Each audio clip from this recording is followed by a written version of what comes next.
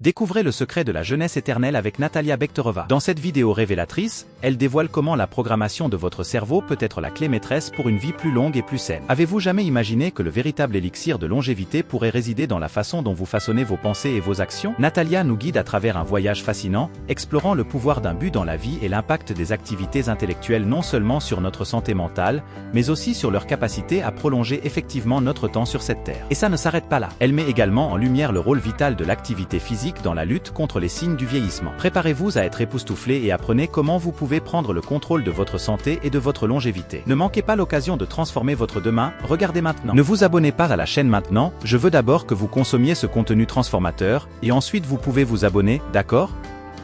Ultra longévité, une révolution dans le script de notre existence. Natalia Bekterova, cette tête pensante, nous a jeté un pavé dans la mare avec sa théorie de l'ultra-longévité. Elle nous parle d'un bug spectaculaire dans ce grand logiciel de vie et de mort qui nous régit. Imaginez un peu, des êtres qui non seulement battent le record des 150 ans, mais qui s'envolent vers les 200, 300 ans, voire plus. Un peu comme ces feuilles d'automne qui refusent de quitter leurs branches, Bekterova nous suggère que peut-être, nous aussi, on pourrait s'accrocher un peu plus longtemps à la branche de la vie.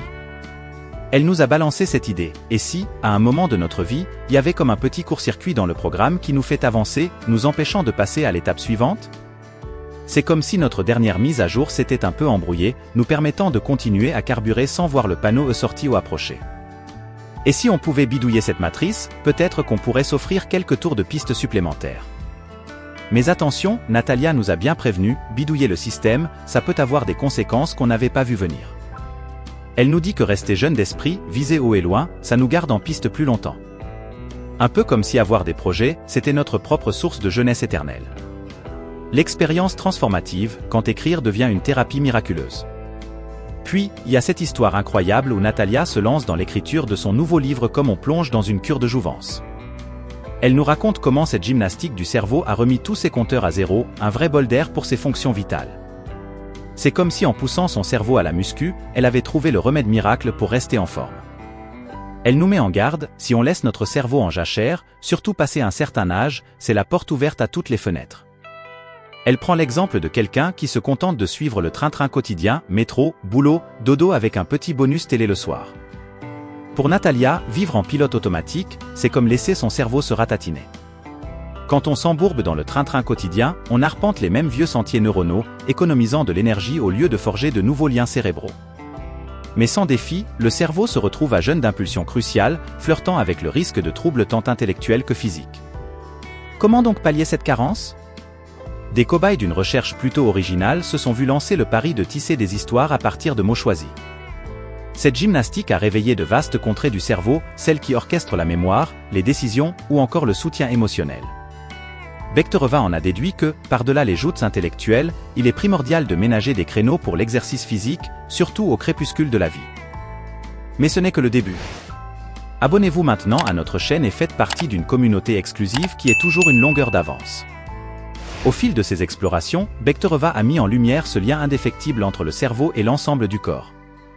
Lors d'échappées créatives, ce n'est pas seulement le secteur des émotions qui s'emballe, mais aussi celui des fonctions endocriniennes, sonnant l'heure du vieillissement. Le cerveau tient les rênes de nombreux processus corporels, il peut beaucoup, mais pas tout, méditait Bekterova.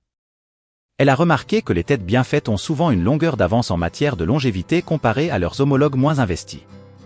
Cependant, jouir pleinement de la vie ne se limite pas à compter les années, la santé et l'éclat sont tout aussi cruciaux. Bekterova a mis en garde contre les méfaits d'un déficit d'activité physique, aussi néfaste qu'un cerveau en berne, le comparant à un village déserté. Pour un parcours de vie à la fois long et épanoui, Bekterova préconise 2 règles d'or, consacrer chaque jour du temps non seulement au labeur de l'esprit mais aussi à l'exercice physique.